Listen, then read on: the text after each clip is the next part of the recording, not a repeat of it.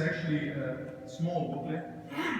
It was not meant to be a book at all. Imam Ibn Qayyim used to compile a lot of books and big books, like the scholars back then.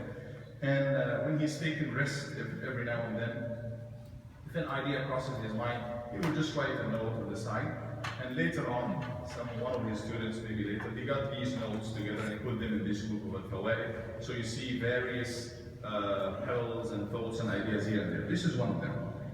We just recited from Surah Fussilat in Salat al-Isha. A couple of ayat will have to do with this talk, and we have to explain. Allah Jalla qad i'malu ma shi'tum. Do whatever you will, whatever you like. Innahu bima ta'maluna basir. Indeed, He is aware and He is seeing everything you're doing. Then towards the end, He said, "Man 'amila salihan falinafsihi." Whoever does good, it's for himself. وَمَنْ أَسَاءَ فَعَلَيْهَا. And whoever does bad, it's against himself. The question, the big topic, don't expect me to cover it completely and in detail and thoroughly. الانسان بين الجبر والاختيار. The human being, هل هو مخير أو مسير? Is he forced to go a certain direction, or he is given the will to choose? And that's a big topic that a lot of scholars, regular people, actually as far as yesterday or today in the morning, I received a question about that. And a few days ago, another question about that qadr, qadiyat al-qadr, and the predestination, predestiny, and the knowledge of Allah subhanahu wa ta'ala, everything we're doing. We probe quickly how people, generally speaking, how people talk about this. We have a group of people whose knowledge of the names of Allah and the attributes of Allah is not that much. And actually, when they talk about qadr, when they talk about the insan being, he has the free will to do whatever he likes, or he's forced to go certain way, certain direction, preset already. When they get to that, what they do is that they get it wrong, and in trying to explain it, they make people hate Allah subhanahu wa ta'ala or misunderstand Allah subhanahu wa ta'ala. So they might, sometimes it might come to our mind. We think, and we read in some ayat of the Quran and the Hadith, that Allah subhanahu wa ta'ala yahdi man yasha, yudillu man yasha. He guides whomever He wills and He likes. وَيُضِلُّ مَن يَشَاءُ. And He misguides and causes to deviate whomever He likes. Right?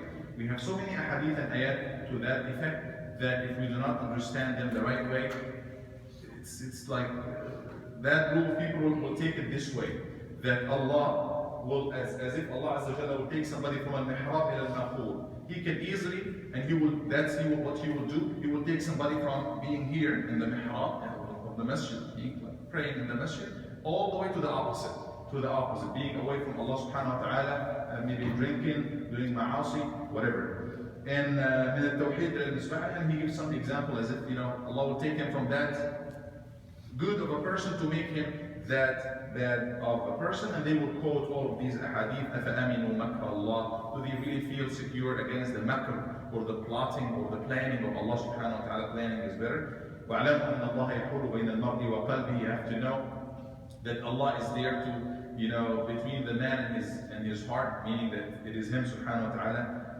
in the way they understood, is every choice comes through Him subhanahu wa ta'ala, nothing else, as if there's no choice whatsoever for the human being.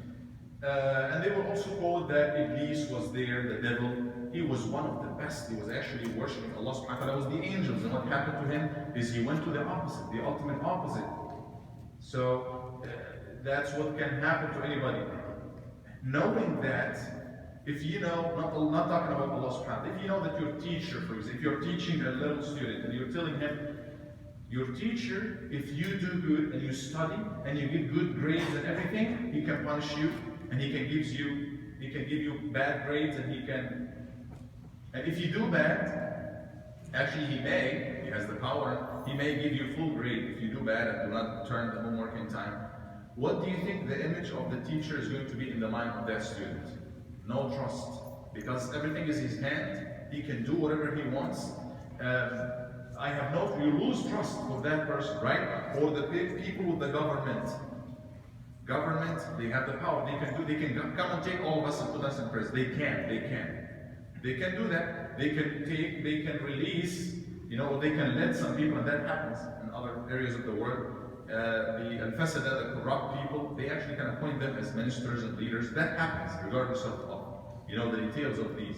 So what happened at the end? Complete loss of confidence between those people and the government, that student and his teacher. And that's exactly what's going to happen between al-abd wa rabbihi, the servant and Allah. If that is the idea that we are thinking about Allah subhanahu wa ta'ala, thinking about Allah subhanahu wa ta'ala, and so many ayat and hadith would lead to that misunderstanding. إن أحدكم لا يعمل بعمل أهل الجنة حتى ما يكون بينه وبينها ذراع. Some of you, the hadith, the next one said, one of you may be doing all the actions of the people of Jannah until there is just an arm span between him and Jannah, and then يسبق عليه الكتاب فيعمل بعمل أهل النار فيدخلها, and he will do an action of the people of the fire and he will end up being in the fire. The opposite. In أحدكم, somebody might be doing the actions of the people of the fire until there is an arm span, only short distance between him and the fire. He does good and he is taken to Jannah. Misunderstanding of all of these things, or understanding it in that way that Allah does whatever He wants with no rules or with no reason, is actually make the person lose trust in Allah subhanahu wa ta'ala. The right way is, a teacher can do that. Let's assume he can give the full mark for the bad students, the students who did not do their homework, turn their homework, or did not really answer questions. He can do that. Can he? At least in some systems, in some places. He can. But would he do that? He wouldn't do that. Why? Because there are rules and there are systems to follow and adopt. Good governments, they are supposed to be what? Protecting people, implementing laws, constitutions are there. So can they take the good people and put them in prison? Can they take the thugs and put them in? They can. But would they do that? Good government. With some monitoring from people and everything. Would they do that? They wouldn't do that. There should be a reason for them to do that. And usually the idea about a teacher in the mind of his students is that you do good. Trust your school, trust your teacher, trust your system, trust your parents. You're not going to do anything bad without a cause, or good without a cause. Same thing, وَلِلَّهِ الْمَثَلُ الْأَعْلَى, and even in the perfect way. Al-'adl al-mutlaq lillah subhanahu, he is the ultimate justice subhanahu wa ta'ala. Yani he wouldn't do anything for no reason. He can't do that. He can take the person, all of us are the creation of Allah subhanahu wa ta'ala. Prophets, creation of Allah subhanahu wa ta'ala. Their actions and good deeds, they do not do it. Allah created them, created their organs, give them time, give them help to do all of that. Give them wealth to choose to worship Him. Can He put them in the hellfire at the end? He can. But would He do that? No. Reading, the right reading of the ayat and the hadith, Ya ibadi inni haramtu al-dhulma ala nafsi. It's not applicable. It's not that He can't or impossible because He cannot do dhulm or oppression. No, it's impossible because it's not fit for Him. This is not the way He chooses for Himself, or this is not the way fit for God.